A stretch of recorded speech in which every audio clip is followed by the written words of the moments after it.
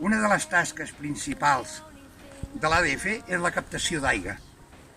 Aquí, la font aquesta, la vam inaugurar a la Font del Senglar l'any 2009 i vam guanyar el primer premi de la Diputació de Barcelona. Vam captar l'aigua d'una sortida que hi ha allà dalt de tot de la torrentera, i la vam baixar fins aquí. Vam construir la font, el menjador, i vam aprofitar una aigua que es llançava. Continuant amb el mateix tarannà, els diumenges pugem i fem diferents tasques de prevenció d'incendis, com ja dic. Reforestació, reparació de camins, poda, i el més principal és la germanor. La pinya que fa l'ADF, que som una colla de voluntaris que no cobrem per fer la tasca que fem, que la desenvolupem amb tot el carinyo del món, i això és el que ens dona fe per diumenge darrere diumenge dedicar el nostre esforç a la muntanya.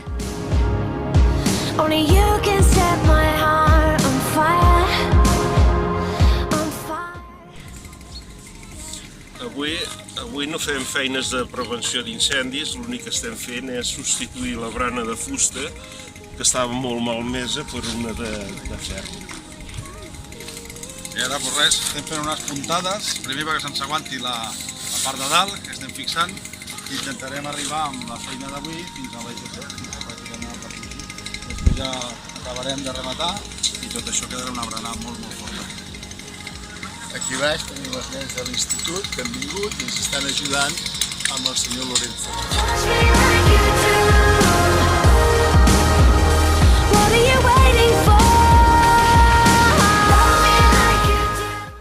Tenim un dipòsit aquí amagat i hem ajudat, i som de l'ADF i hem ajudat a portar les pedres per al dipòsit.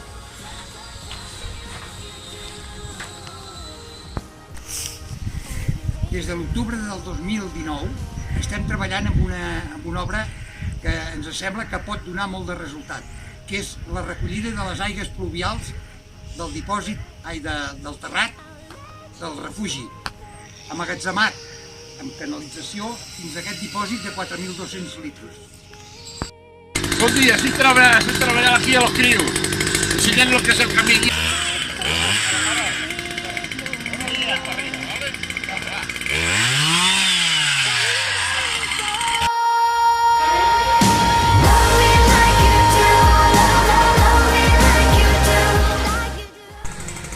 Ara estem desmuntant la barana de fusta i muntarem la de ferro. Tot seguit els pals de ferro i els anem clavant.